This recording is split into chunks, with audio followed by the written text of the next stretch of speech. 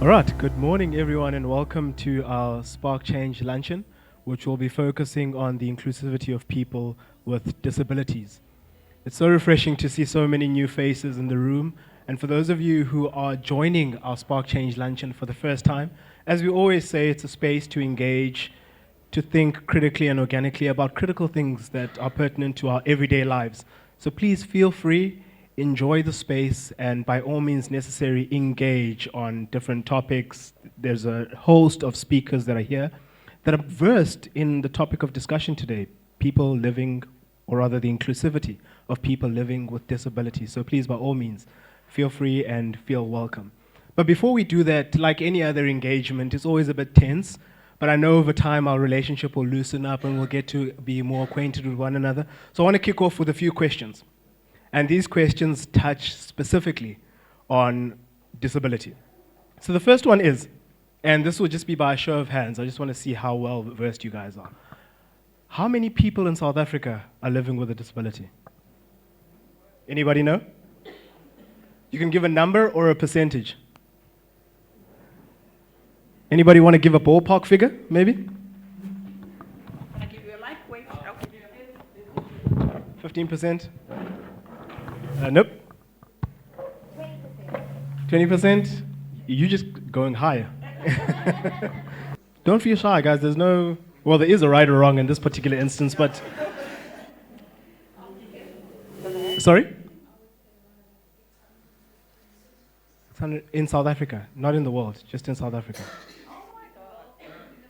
No, in South Africa particularly. Yeah.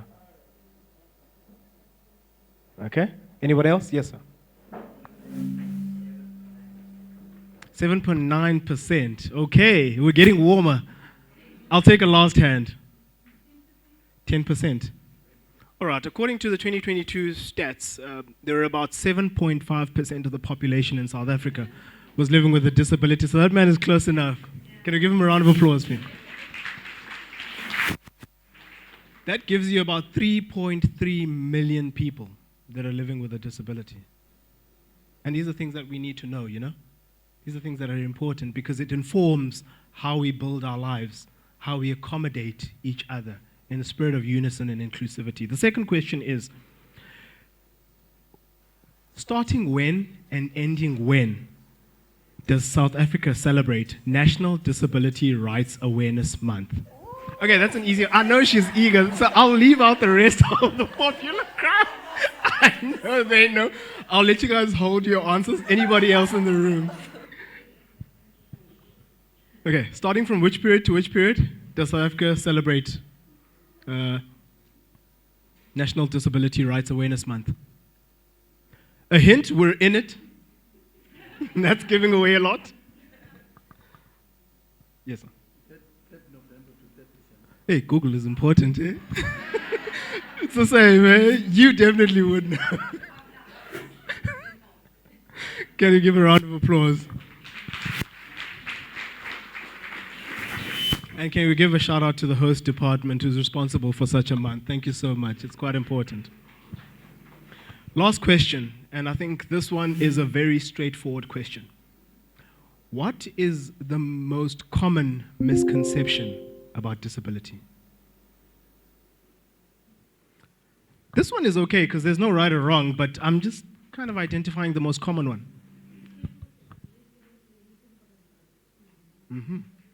Anybody else?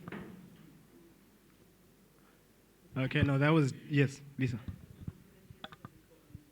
Disability is physical only, yeah.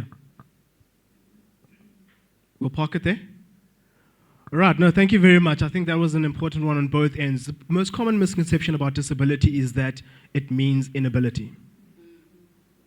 And that's quite a sad reality. A lot of people think that it really means inability, but in actual fact, there's a lot that people living with disability can do. So thank you very much, and I hope you've now loosened up. We'll now be moving on to other areas of the program. Linda. Thank you. Good morning, everyone. For those of you who don't know me, my name is Linda Zali. My task is very small today. I am Amandla's co-host.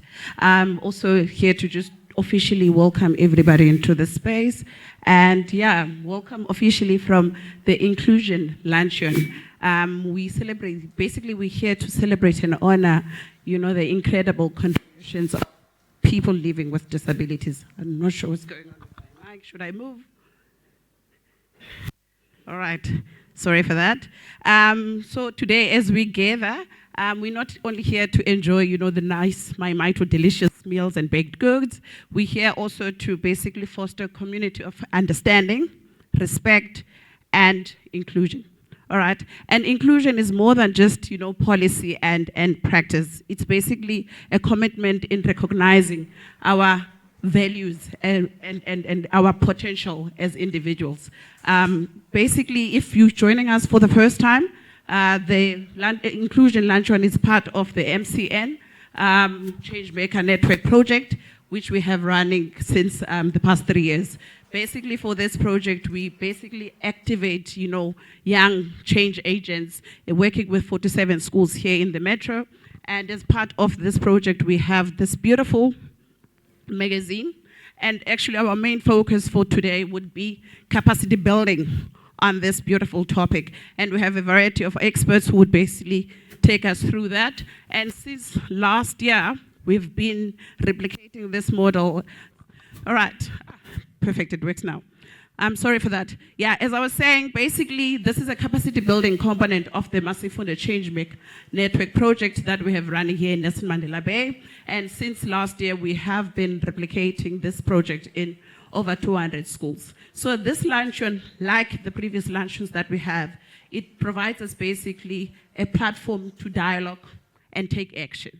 It gives us that nice opportunity, where we have like-minded organizations and people in the space and just discuss how can we make our spaces to be more inclusive and to be more, welcoming for everyone. And just, Jay, a side note, we were supposed to do this luncheon in March. And then through, working with our expert there, Robin, we realized we were not ready for it because she kept on asking us questions. Do you have this? Are you inclusive? Do you have that? Do you have your Spark magazine in Braille? Do you have, do you accommodate people with low vision? We're like, not yet. And then that's when we as an organization also had to dig deep and be like, maybe March is not the best time to do this luncheon. Let's put a pin on it. And what do you have it? November is, Disabilities Awareness Month. Why not do it in November? So this is actually our last luncheon for the year.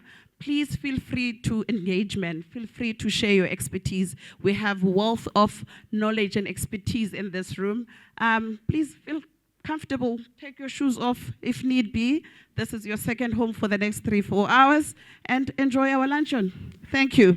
Before I hand over, and before you clap for me, before I hand over to Amandla, we have introduced ourselves, and you have not had the pleasure of meeting the people at your table yet. All right? So we'll give colleagues like 5 minutes, to basically do short introduction. Just focus on your name, your surname if you want, and your organization. That's it. We still have a bit of time, for networking and learning more about each other and our organizations a little later on. But for now, just the name, the surname, and the organization. All right? And since we're talking inclusion, let's find also a non-verbal way of introducing ourselves. So we have Spark magazines. We also have a Spark magazine Braille edition. We also have a Braille program at our tables. So make sure you find a way of introducing yourself. On page 15, hint, hint, of our Spark magazine, you can learn a bit more on sign language. All right? So maybe just the first name, you can either sign or find a creative way of introducing yourself and make sure that everyone within your table understands your name. All right? So the name, the surname, and the organization. And your time starts now.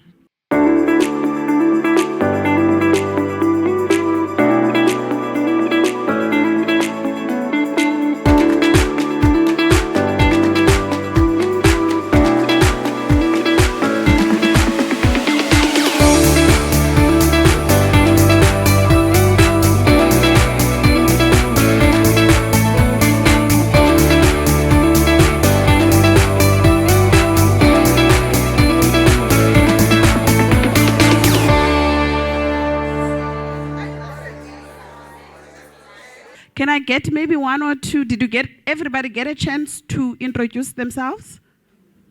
Yes, okay. See some nodding. All right. And then, is there anyone comfortable introducing, maybe just one or two people comfortable to introduce themselves to the group? Just your name, ne? Either you sign your name or, yeah, find a creative way of introducing yourself. Come on, don't be shy. Yay, we have a hand. Oh, actually, you don't need your mic. All right, colleagues. Hi everyone, my name is Denise from ZINI. I'm a PR intern at YCA North Midway. We are a substance abuse prevention youth organization, basically an NGO based in Parkside. Thank you. I like that you spelled out your name. That's beautiful. Can I have one more person? Maybe you can just sign your name. Thank you so much. Just one person? Yay, thank you. Over to you. I'm not going to sign my name. I'm Asha Wiman from the Association for Persons with Physical Disabilities. We are situated in Patterson Road in North End. I'm sure you all know APD, NMB. I'm the recruitment manager for persons with disabilities. I also do training for corporate companies regarding disability matters. And I have my young colleague here, Shanice Lowe, who facilitates all the learnership. So if you have any questions, feel free to visit us, to phone us. We do have our business cards here. And thank you for inviting us. Thank you. All right. I see we're not brave enough. That's okay. And I appreciate the introductions. Thank you so much, colleagues. Colleagues, feel free, man, like I said, this is a slightly different kind of event. We hope to have a nice interactive engagement between colleagues at their tables and colleagues with the different experts that we're going to have. Like Amanda mentioned, we have a variety of activities planned for you today. It's basically us workshopping you on our Spark magazine. All right? Thank you so much. Over to you, Amanda. Thank you very much, Linda. And I do believe that we have a different, or rather a whole host of people that are here today. So the space is really fruitful.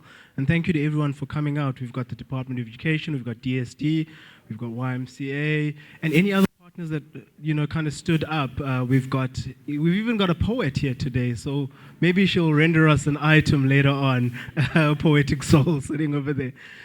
We might just tweak her arm. So can you give you guys a round of applause for being in the space?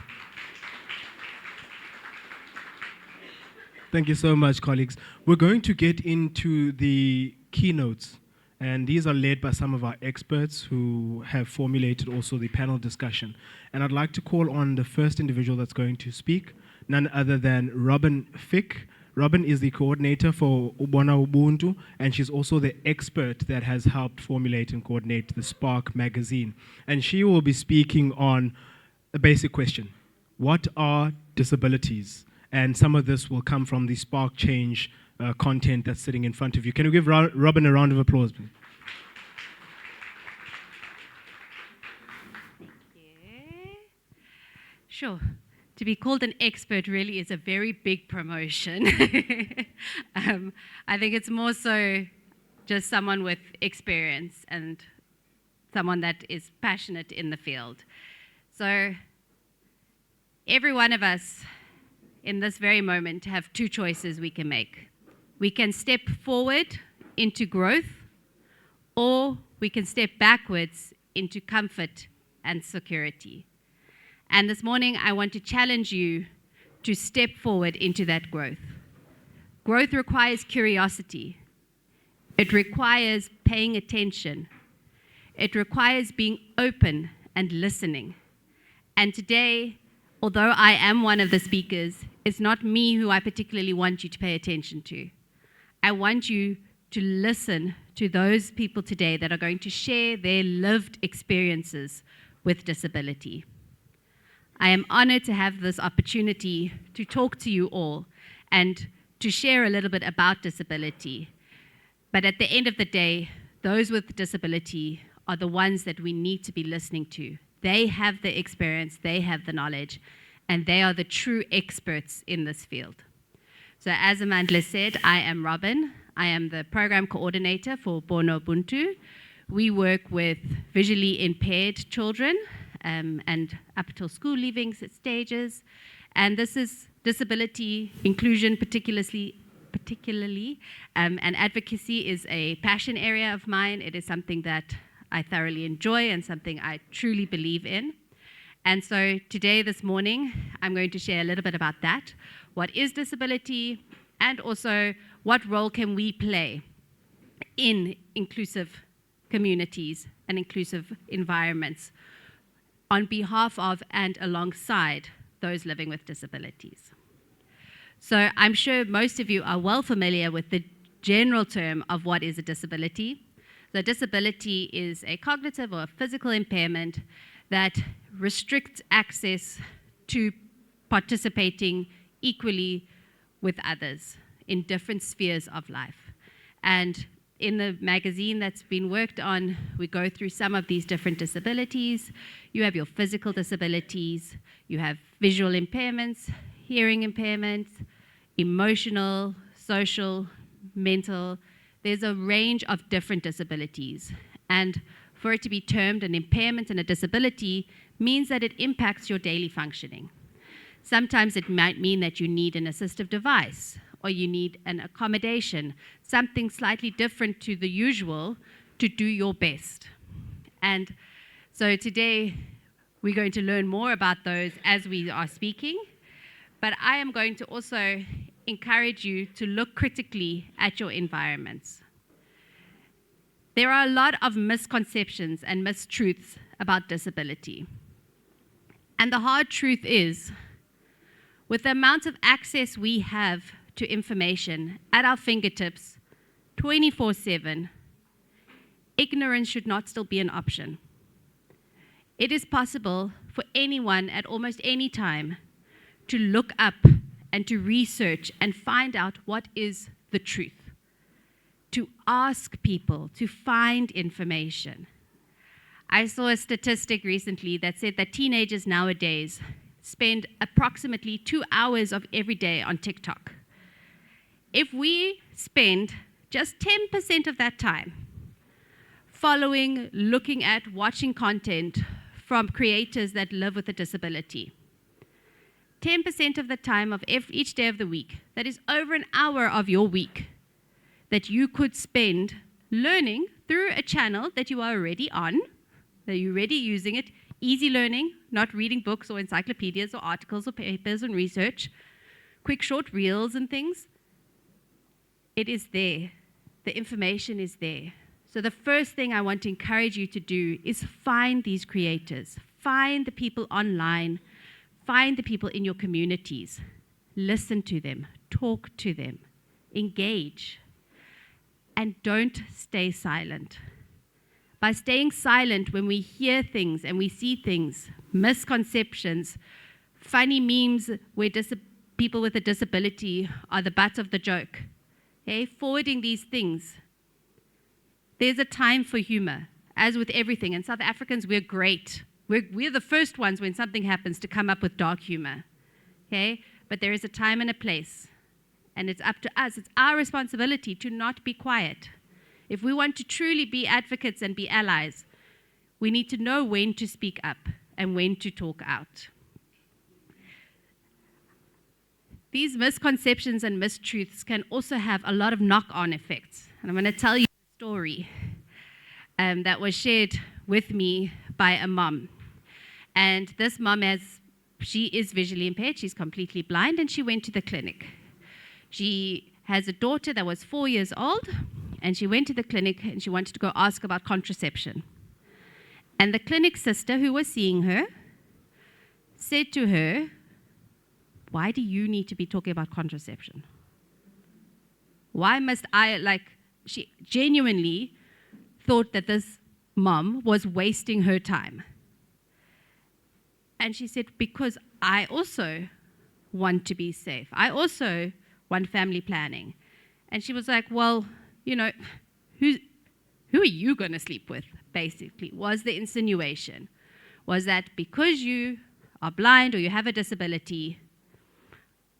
This is an educated health professional who should be a source of support and information and breaking barriers. But that's not what's happening. And the knock-on, if this mom wasn't as self-assured and confident and outspoken as she is, imagine that was a young teenager who was there. Imagine that was somebody that would just say, yes, sister, I'm sorry, and leave. Okay? These are the consequences that could happen. We're putting people's health and safety at risk, along with the social stigma and the emotional hardships that can be faced in these scenarios. So as society, we have the role to play in making sure people are heard, building up the confidence and empowerment of people with disability, that they know their voices want to be heard. We also, when we look at inclusion, we need to look at not only the physical barriers.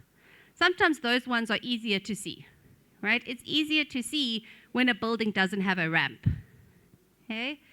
But just like we said now, when you do something, inclusion should be the first thought. It shouldn't be the afterthought. Universal design benefits everybody. We should approach something, whatever it is that we are doing, whether it's designing a building, planning an event, planning lessons in the classroom, inclusion should be the first thing we think of. How do we make sure everybody can participate? For example, when we are walking in the streets, or if we go to the malls, there's the little pavement, the step before you get onto the pavement. And at certain points on the pavement, there's the dip, right, where it meets the ground. There's a slight ramp. Okay? This is a feature that was put there for people in a wheelchair, right, so they can get onto the pavement. But if we think about that feature, how convenient does it actually make life for the rest of us? Trolleys at shopping centers, you have to use the ramp. Prams, luggage, pulling your bag around. These are features that the design, sure, it's for a person with a disability, technically, but it benefits all of us. Making sure that something that is produced, like a magazine or content, is easy to read. It does, yes, it's for somebody that's with low vision, will also be able to read it, but think about everybody over the age of 40. They will also be able to read it easier. Okay? More people will benefit. It is easier for everyone. But we also have to look within ourselves. Okay? And that is the harder part. We have to also look at what we perceive people with disability are able or not able to do, and how we react and act. Ableism is real. Okay? It is something that we as society, it's how we value or place value on people with a disability, their participation, their involvement in things. And it has to be buy-in from everybody at every level, from the CEO of companies down to the Otani who's sitting on the stoop gossiping. Okay? Inclusion and believing that everybody belongs is up to each and every one of us. We can all play a role.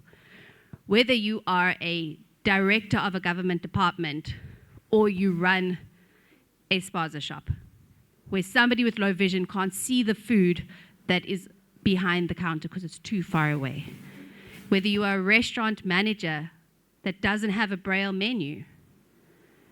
It's small things like that where you are showing whether you believe in inclusion or not. And we had an interesting experience. Masi and I flew up for a conference last year, and we flew with 2 different airlines. And we were able to compare in that day very much people or business that believes in inclusion and those that don't. Because on the first flight, on the way there, we boarded first, priority boarding. The air hostess came. She handed a braille safety card. It had an outline of the airplane. She spoke through where in relation to his seat the exit points were. She made sure that in the case of an emergency, he was as informed as every other passenger on the plane. On the way back with the other airline, there was nothing. So in that example, and we did ask for it, and they said, we don't have such things. And you could see the staff had not been trained, they had not been prepped.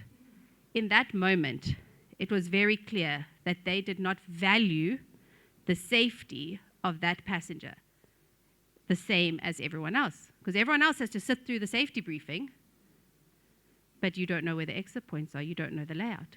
So these are clear examples. These are the obvious examples, one could say. But we need to look critically. And so today, what I want to ask you is I want you to listen this morning. Listen with an open mind and think about how you can apply or change what you hear.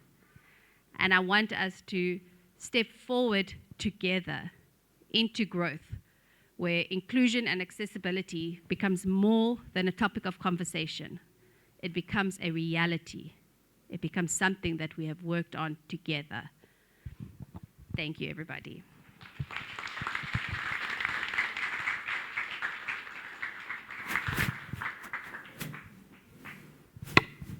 Thank you very much, Robin.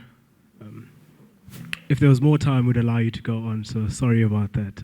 I know you're very passionate about what you do, and that's one of the reasons why I think even Masifunde would love to create a relationship, or has created a relationship with you. I was on an 8-week speech course with Robin, and she's a great communicator, so I think 10 minutes is enough to kind of cap it there, otherwise we'll really be kind of really absorbed by what you're saying. But thank you. Can you give her another round of applause, please? Colleagues, for those who are visually impaired, I'd just like to indicate that there are consent forms because we're filming and the like. There has been consent forms that are on the table that people could physically, on paper, fill in. But just by a show of hands, perhaps, can we get some kind of consent for the purposes of pictures and filming for anyone who may be visually impaired and might not be able to fill in that consent form? Can we do that, if you don't mind? May we just get an indication by a show of hands? If they are okay, as a form of consent, if you're okay with filming and pictures.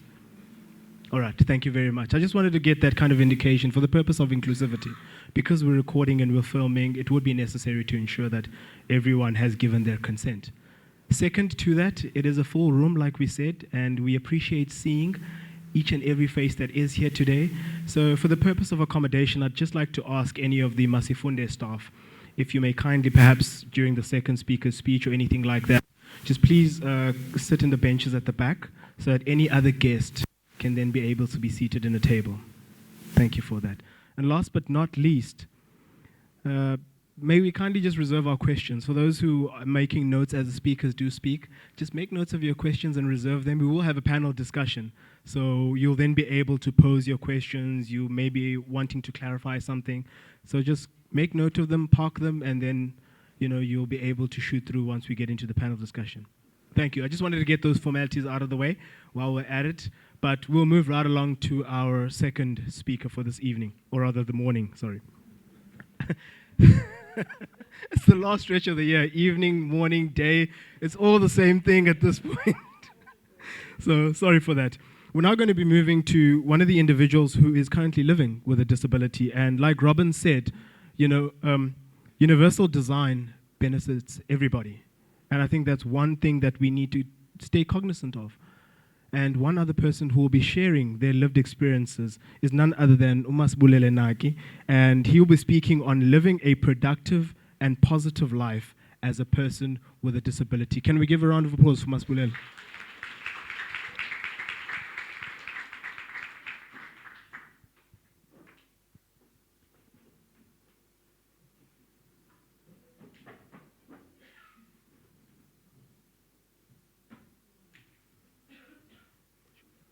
Ladies and gentlemen, Masibulele Naki.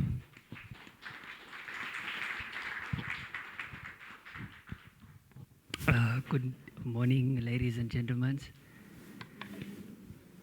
My name is Masibulele Naki, 18 years old, grade 10 learner in Kanyisa School for the Visually Impaired. I'm also a passionate ambassador for youth living with visual impairment. You might wonder why. For if you haven't picked up yet, I'm totally blind. I got blind at the age of 7. And today I want to take you through a productive life with Masi.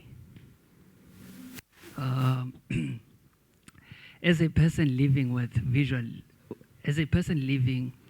a disability, sometimes it can be challenging. And with a person living with visual impairment, I find it sometimes easy because of the technology and kindness of others living around us.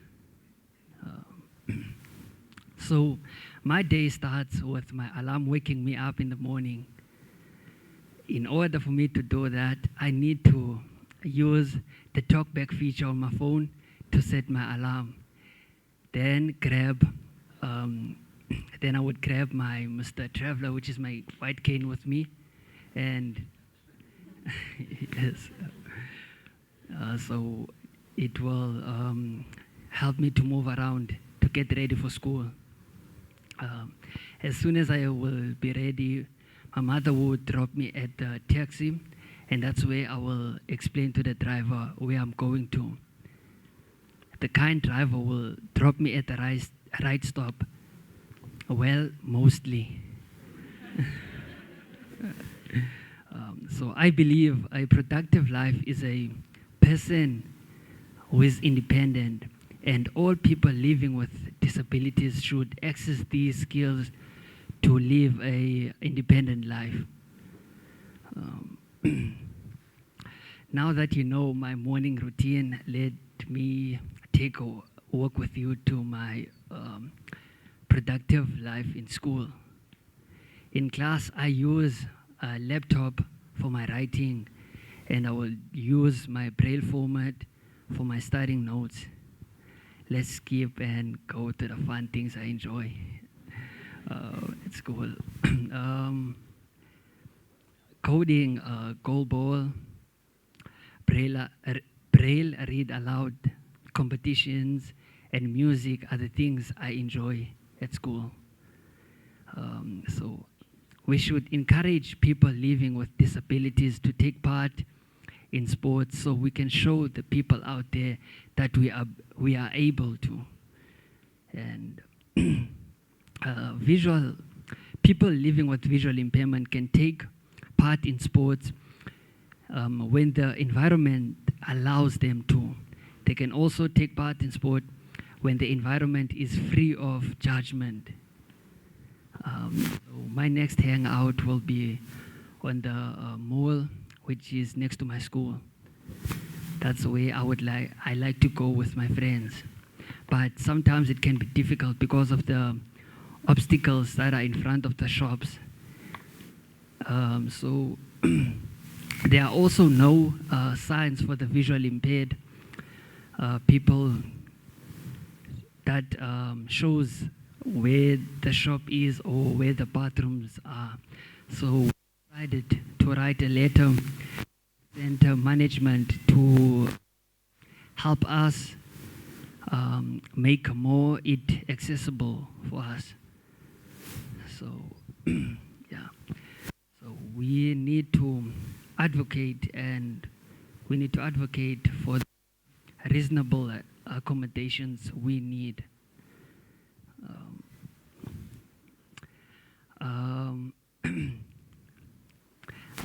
From my perspective, I believe that as a visual impaired person, being in a special school is sometimes not a great thing, because that's where we don't interact with others to learn more about our disabilities, and we do not create awarenesses to let them know about our disabilities. So I find it more better in mainstream schools, so others can learn about our disabilities and understand more.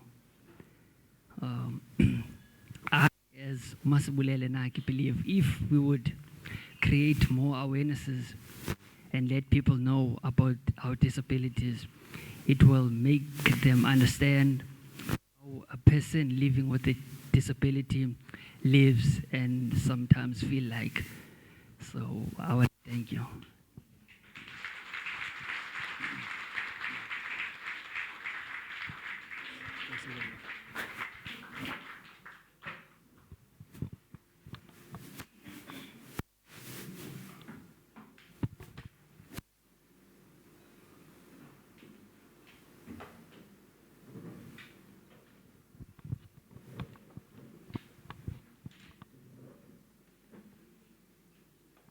Thank you very much to Masibulele Naki for such a wonderful, I think, journey through your life story. And Masibulele is a student at the Kanyisa School for the Visually Impaired. He's also a passionate ambassador for people, or rather youth community, living with blindness. So thank you very much again. Can we give him another round of applause?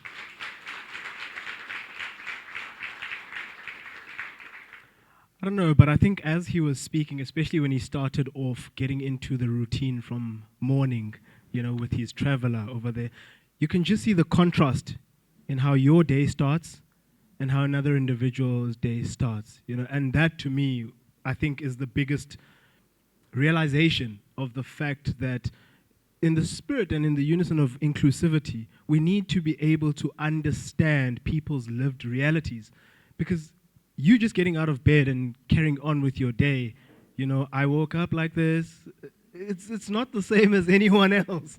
And so those are the things that we really, really need to be cognizant of. So thank you again, I think, from my side, for what you've shared. And again, that just reinforces that message of inclusivity. We're going to go into a small little brief discussion. So we'll have roundtable discussions now based on some of the things that we've been discussing, what the person with experience, Robin, has shared, and Masibulele, and some of the questions that are labeled in our table. So I just want you to prepare yourselves, colleagues, just to get into a discussion. And I'd now like to hand over to Linda to lead us in that. So, all right, she's all the way there. Linda. For this time, we want colleagues now for you to contribute. I mean, we did mention earlier on that we have a room full of, you know, expertise, and we don't only want to hear from our experts, quote marks, we also want to hear from the experts from the audience, all right? So there's 3 questions that we need colleagues to discuss. And the first one is, what role do we play in advocating for inclusion of children with disabilities? So that's the first question I'd like colleagues to discuss quickly. And then the second question is, how can community organizations collaborate with schools to promote inclusive education for all students? This is an interesting one, and I like that we have a colleague from DBE rather in this space. He can definitely contribute for this question as well. And then the last question, hint, hint, you might find more information on the last question on our Spark magazine, is 5 myths about disability that you know of. All right? Do we all understand? Can we please discuss for 10 minutes? Thank you. Thank you. All right, show of hands. Which table would like to answer the first question? Please don't, just give us a summary of your discussion. Don't basically explain everything that was discussed. Just go straight to the point.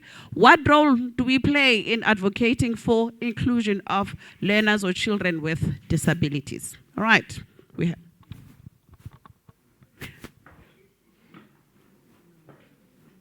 I am slimmer than I thought, Baba. Good morning, everyone. Oh, yeah. So I think in our table, I think more than anything, we said the role that we need to play is to love and support. And that translates in us creating awareness, you know, attending seminars to educate ourselves. And also, I think one strong thing that came out is that we need to advocate for special needs schools. We do not have enough. Thanks. Thank you. All right, another table. Can we reserve our round of applause until the last speaker, please, colleagues? Another table that would like to contribute. For question number 1, maybe you would like to add on what the speaker has shared. Thank you very much, Program Director. Good morning, everybody. In our table, we just want to add, man, that our role is to provide reasonable accommodation for persons with disabilities in the form of ramps and wide corridors and as well as wide doors, so that those that are wheelchair users can be able to get access. In other words, what we mean is we need to sensitize our environment so that it responds to all of us, so that it responds to the diversity we have.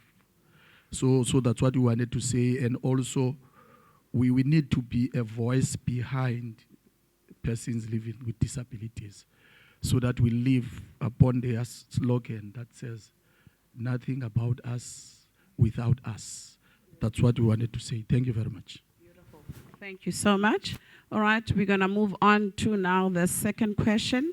How can community organizations collaborate with schools to promote inclusion of education for all students? Okay, these two tables have already shared, so it's up to the rest of us now, colleagues. What have we discussed?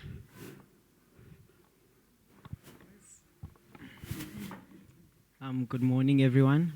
In my group, we actually shared the fact that Masifunde has already been collaborating with schools to promote inclusive education for all students, whereby they bring us here at Masifunde HQ to do workshops and educate us about the topics about disabilities, such as, and other topics such as gender-based violence. So what they do is they educate us, and then they take us back to our schools. Then they organize something that's called a campaign, where we raise awareness on the assembly and educate our fellow schoolmates about the topics.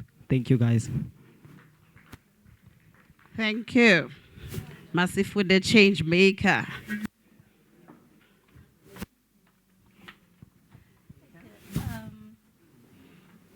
Good morning, all. So in our table, we talked about actually empowering the teachers, the educators themselves, to include the children in the curriculum and make sure that the material that the children are using is good for, for an example, for us, because we're working with visually impaired people. So we always make sure that we educate them, because not every child that is visually impaired or every child that's got a disability, they need to go to a special needs school. Sometimes with just little accommodation, they can participate fully in the school activities just like any other child. So for us, by empowering the teachers, by empowering the staff in the school, so they know more now on how to accommodate that child, and also empowering the other students around on how to actually assist when the child needs assistance. So to get the education done within the school without having to remove that child from the environment that is familiar to them, that may have other, social impacts on their well-being as well, because being removed from an environment that you are familiar with and could also have other challenges. Thank you. Thank you. Beautiful. Thank you. Any other table to contribute on that question? Maybe I'll take two more tables for this question, since we have a lot of community organizations in this space.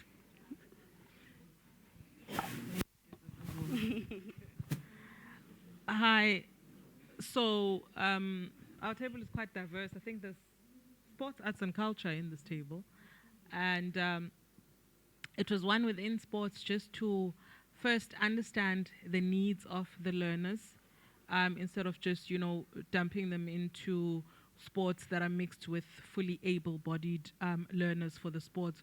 So first, I guess it would be the coaching of coaches to understand disability. Am I correct? Okay.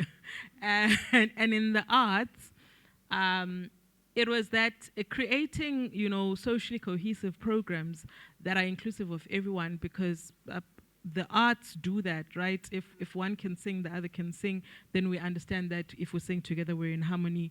So that's a way to teach children tolerance and understanding and valuing each other as well. So creating things like combined school choirs with different learners from who have different abilities would be a way to start changing our attitudes towards disability from school phase. Beautiful. Thank you. Colleagues, you're coming up with amazing ideas now, but we have time for one more contribution. I promised myself I'm not going to speak at all today. Normally when I do, they say to me, keep it short. But I think if you have the passion, your passion drives you to reality as to what people with disabilities face on a daily basis. I've compiled my own training material, but I'm going to read from it because I think at this stage I can't remember everything word for word. And I think especially I want to welcome the Department of Education gentlemen here as well, because I think that is where it all starts. But if you really think what it is all about, it's a huge combination of so many things. But what is the first word? That is respect. And I think that lacks. It really lacks. But let me quote from my book, if you don't mind, if I may have a minute. What can we do as society but by starting at your foundation phase schooling, that is primary schools? A lot of us think that those young children are too young to understand, but that's where it starts. It starts at home as well. In our churches, everywhere we go, we need to demand respect, not for sympathy, but because of inclusivity and equality. I wrote here, be open-minded. Do not judge a person based on previous experiences. Don't make assumptions regarding the abilities of persons with disabilities. People with disabilities are unique individuals. Be cautious. Respect people with disabilities in your words and actions. Good example, do not use parking bays. Be mindful of that. Encourage. Allow your children to ask questions. The way that you respond to children now can shape their attitudes as they become adults. People with disabilities usually don't mind a child's inquisitiveness. Is that right? Children are impossible at times, yet they are so honest when they ask. So please allow them. Be prepared to learn. Empower yourself by learning more about disability issues. You do not need a medical background to understand people with disabilities. Speak up and educate. Become an activist. That's such a great word, activist. If an individual's actions and words reinforce negative stereotypes regarding the abilities of persons with disabilities, educate him or her and their listeners. Become socially responsible. Involve people with disabilities in programs that you offer. Embracing diversity stimulates a culture of acceptance and mutual respect. Respect always comes up. And then, of course, promote a positive image of disability. Publicize positive stories in company newsletters and magazines. You'll be surprised how many people respond to that, and I really want to applaud those that really participate in that. Promote individuals with disabilities who are successful, focusing on their strengths and unique skills. And also, most important, provide opportunities, make accessibility a priority. I don't know if we have any representation from the municipality here, perhaps. Next year, for those of us that are activists regarding disability, we are planning a huge march for next year. I'm dealing with the municipality, Mr. Mabuti Danu. I think a lot of you people know him. He's a strong activist. But for years, we've been talking about the same things over and over. And I'm at the point where I want to excuse me from those talks because we're tired of talking. And I'm not stirring Yes, I'm a good stirrer for the right reasons. But we should stand together. And next year, turn this town of ours into an accessible environment. And it's shocking that you have representatives of public works that take part in the wellness days. What is wellness all about? They participate, they're there. And it's wonderful. They mean to be there. They are needed where they are. And that's just one example of what we stand for. We need to stand up for ourselves. I always believe that there's no reason why you should fight. We shouldn't be fighting about our rights at all. So I want to let you know that next year is the year that we will no longer talk. We want to see action. And if I can have your support, I don't like emails, but you all can email me. If we can stand together, I'll appreciate that. Thank you. Beautiful words. Thank you so much. I am not sure this table was like, please, can we also contribute to this question? Please, colleagues, I'm going to kindly ask you to keep it short and brief and straight to the point. Ne? Thank you. Sanbonani, everybody. I am Lindoguhle from Awareness. And basically, our discussion focused on the fact that not every disability is like physical, and that sometimes it's not like you don't see it physically. So as people, as change makers in our communities, we have to be extra sensitive to these things. In an organization that does not specifically focus in like disability, you have, like you as yourself as a worker there, you have to be extra sensitive when you're working with the kids and focus on, don't like have an umbrella approach to how you assist them, because most of the time in the school, the teacher doesn't have enough time to focus specifically with the child. So it's our job to really be sensitive and not approach it with like, oh yeah, we are all the same. We need to be extra careful because not every disability is physical, and not every, there's like mental disabilities and learning disabilities that we also need to be sensitive towards. So that's essentially what we spoke about. Beautiful, thank you. Now let's clap for everyone, colleagues. A round of applause for everyone. I know Robin has already mentioned a few myths about disability. So I can just take maybe one or two table, what have we discussed. I am sorry, Amandla keeps on giving me the eye. Like, wrap it up, Sisi, wrap it up. Maybe a table that has not shared yet. So this table has spoken, this table has contributed, this one.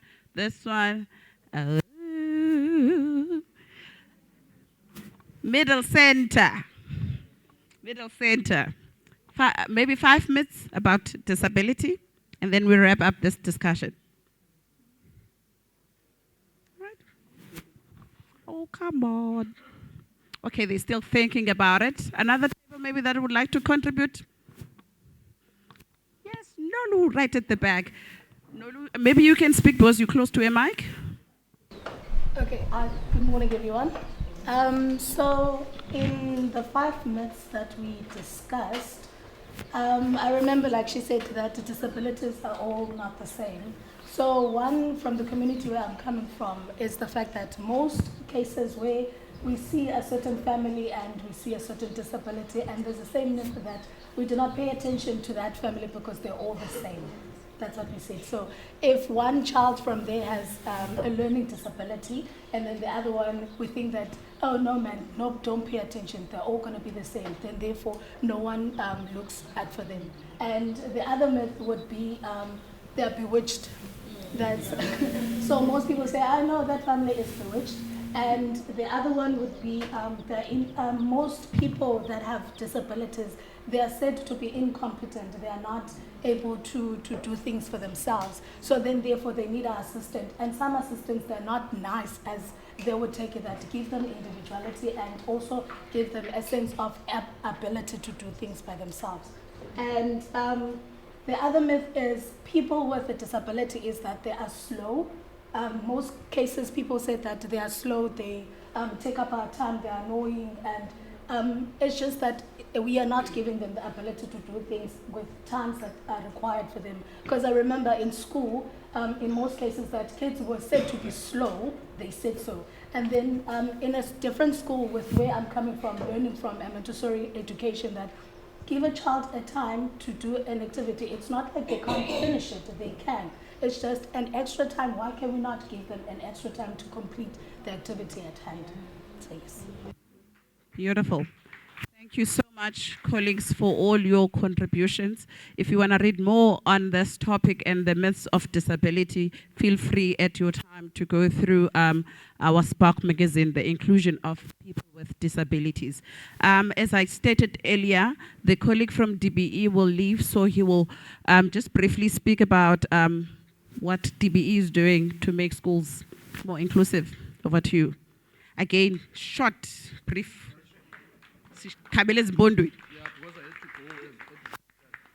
Yeah, thank you very much, Program Director. Besen bulisile before ne, kalam buliso, because we don't have time.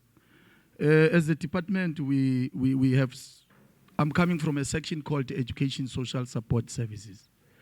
So surely everybody knows that when you are talking about education, the first thing that comes to mind is teaching and learning.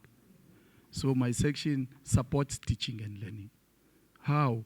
By removing obstacles, barriers, constraints that are causing effective teaching and learning not to take place. We have 17 special schools in the Nelson Mandela Bay.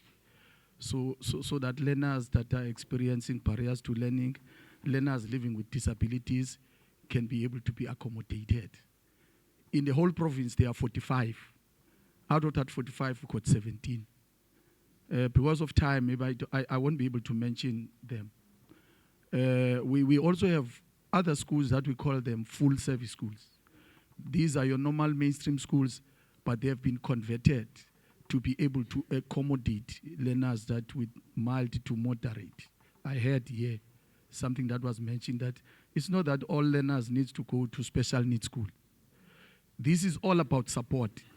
So we are guided by policies like your White Paper 6 that says all learners need to be supported. But it's such that the support that they need differs. There are those that need low level of support, you will keep them in your normal mainstream schools. But there are those that will need mild to moderate level of support, are those that you can put to your full service schools, and as well as maybe to your schools of skill.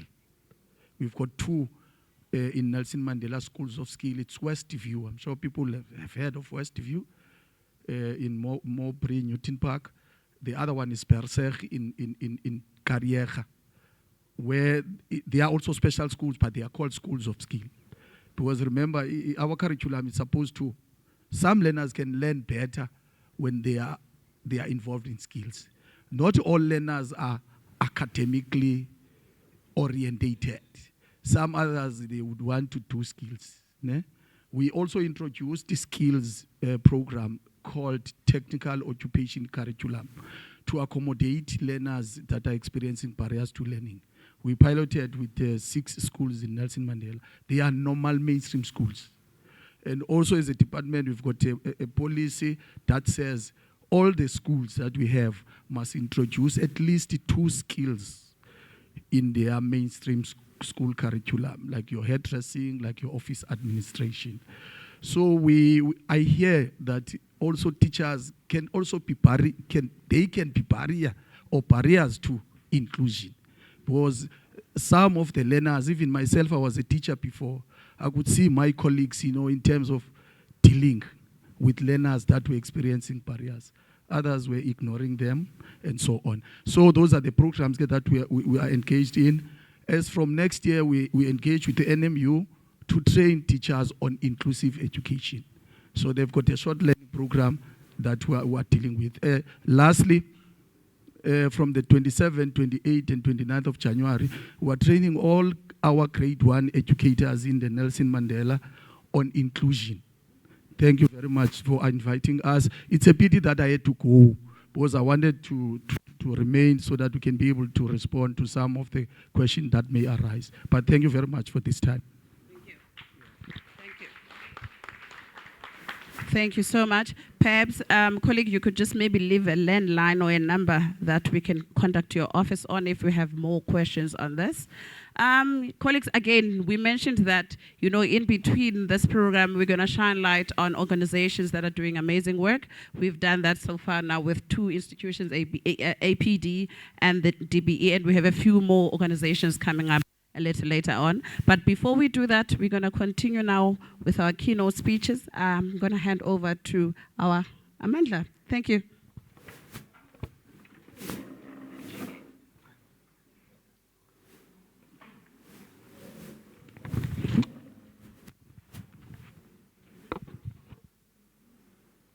Right, thank you very much, Linda, for that. And we're continuing with our program. Colleagues, I know we've had a number of engagements and speeches going along, but I do believe that at the end of the day, these are necessary to be able to fill us with the right kind of knowledge, not only just to make us aware, but make the right decisions, and necessarily create the right kind of inclusivity, whether it be in our workspaces, in our social spaces, or just in our own individual lives. Because I also think as an individual, there is a role that you play in the spirit of inclusivity. So right now, we will move on to our last speaker, but I'd also just encourage us to really listen carefully and engage, because information is powerful. And someone once said to me, the most successful man in life is the one who has the best information. So let's allow ourselves to really kind of open the ear, get into the space of engagement, and really tap into some of the areas that I think will benefit us.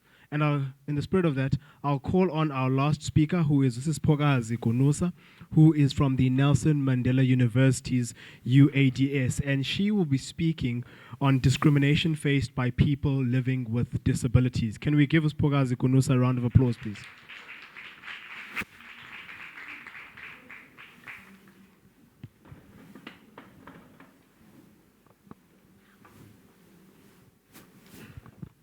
Thank you so much, Program Director. Greetings, everyone. Dianibulisa nonke. Thank you, Masifunde, Changemaker Network, with your partner organizations for providing us this platform. I've learned a lot since we started, and I wish we can be open to learning, because that is going to help us a long way. As Program Director has mentioned, my name is Phokazi Kunusa. I'm working for the Nelson Mandela University in their office called Universal Accessibility and Disability Services. So our work in the university is to ensure access of learners with disabilities coming from various schools, either from special schools or from mainstream schools. We work to advocate for their full inclusion and integration in the university, providing all accessibility requirements that the students will require. Accessible transport, accessible learning materials, and also ensuring that in the student body, in leadership, students with disabilities take part and their voice is heard. So now for my topic today, which I think every speaker that has started has covered me, so I'll just do touch-ups there and there. But what I want to bring to our attention is that we need to understand and to bring ourselves to this, that persons with disabilities, they are not aliens to humanity. Firstly, before you speak of disability, you speak of human being like me and yourself. And so with that, overcoming all the stereotypes, all the barriers, attitudinal, environmental, it's going to start with us understanding, getting the understanding of what disability is and what disability is not. And also understanding that as human beings, we are diverse. We need, therefore, to take disability and understand it from the point of human diversity, recognizing the differences that we have. We're different in terms of race, in terms of gender. That includes also disability. So if for me, what you'll take for me is embracing disability as as diversity, I'll be glad for you and for us moving forward. And also, now with the lack of understanding or misconceptions, that's where the discrimination comes. That's where the discrimination comes. And again, going back to understanding disability and as human diversity, disability exists everywhere. It's not prone to certain communities. And one of the myths that maybe I would add is that when people see a person with disability, they would say, oh, it's a bad luck for me today. So those are the stereotypes, those are the attitudinal barriers that with educating one another, we can overcome. So I want also to speak from the point of view of the South African Constitution. We have so much to advocate for persons with disabilities. We have so much that we can empower one another to advocate for full inclusion, full participation of persons with disabilities in our various societies. So the Constitution of South Africa recognizes everyone as people who belong to South Africa and also who should be respected because of human diversity. Following that, we have the United Nations Convention on the Rights of Persons with Disabilities, which teaches us to understand disability from the social model view. Social model view comes also from different views that we have had before, seeing persons with disabilities as people of charity who cannot do anything for themselves, people who are sick, who need to be taken care of. But this convention now, which we can also use to empower ourselves. And again, when we speak of empowerment for inclusion, that will not be left only for Bona Ubuntu organization. It will not only be left for Masifunde. It is going to be everyone's business. It's going to be everyone's responsibility. Why that? Say you are sitting here, and then when you move from your chair, Linda, right? Yes. So you move from your chair, you leave your chair like that without putting it back to your to fit under the table. So that is not being mindful that there can be someone using a wide cane who can get injured when passing that. That's why it is everyone's responsibility that we should work to have inclusive spaces, inclusive practices, inclusive organizations, inclusive schools, so that we are all in the same palm. Okay, I like highlighting the principles of the Convention of the Rights of Persons with Disabilities, which is also highlighted in the South African White Paper on the Rights of Persons with Disabilities. So the CPRD encourages us to respect the inherent dignity of the person. Coming back to what we have said, that before someone has a disability, and again, we need to learn as human beings that apart from having disability, perhaps from while young, growing up, disability can also come with aging. As someone grows, you lose sight and it becomes disability. So we need to teach one another so that we get understanding. Coming back to the pillars of the principles of the CPRD, which are also the pillars, respect for inherent dignity. I like what one of the learners mentioned, that they have a platform at Masifunde where they learn about disability and they in turn become advocates in their mainstream schools. Masbulele mentioned something that as a learner with a disability learning in a special school, he would love to have an opportunity to interact with other learners that do not have disabilities, because it now teaches that we need that interaction because he is a right bearer and the other person is a duty bearer, according to the Convention on the Rights of Persons with Disabilities. So there's need to have that continuous awareness. And I want to say it again, let's not leave it to certain organizations. Right? Let it be my personal decision as I'm here today that wherever I find myself, I'll be open to learning. There are online platforms where you don't even need to go and register anyway, but you can learn. You can even learn from here without paying. So let's open ourselves to learning and also to becoming advocates of disability. So that's continuous awareness and advocacy. And again, in awareness and advocacy, we should not exclude the voices of persons with disabilities because we cannot learn about disability without hearing from their experiences, which is why I like the program and how it's been organized. We are learning so much from it. And with that, there's another certain group that I want to speak of that maybe sometimes we normally leave behind. The parents of persons with disabilities or of learners or the carers of persons with disabilities. We have so much to learn from them. We have so much to hear from them to make decisions as organizations, to make decisions as schools, school governing bodies or universities. So I want to highlight that we should also bring on board the parents or the carers of those who are taking care of persons with disabilities. So also in advocating and making awareness about disability, we cannot underestimate the role that media has. However, I think there should be so much engagement with them also.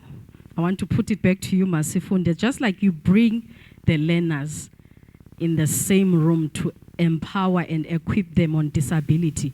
I think we need a platform where we'll bring all those who are involved in media. I'm saying that because I'll not mention the name of the organization. I saw one picture posted in celebration of the Disability Rights Awareness Month. It has a person with a disability in a level platform and the others are sitting in a staircase kind of. Unfortunately, I had to go to the person who posted for that organization to say, but what is being portrayed is discrimination.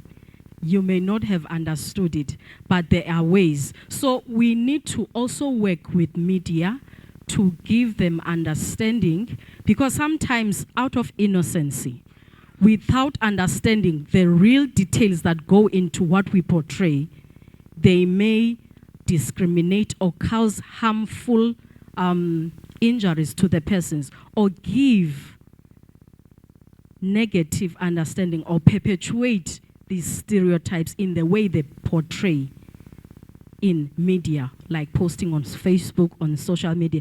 And again, it's good to hear testimonials when they are going to come right from the person with a disability himself or herself. Because most of the time, what we are going to hear is someone speaking on behalf of that person. And so to also, again, respect the inherent dignity of the person, we should consider bringing media on board, everyone who's specializing in that regard, and also train one another.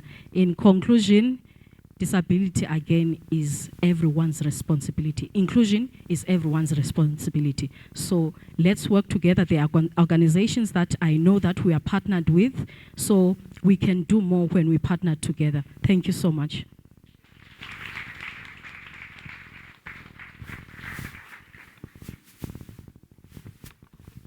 As she makes her way to her seat, thank you very much again to Sisiphokazi Gunusa. She is a disability practitioner and is specifically working with visually impaired students at the Nelson Mandela University's UADS.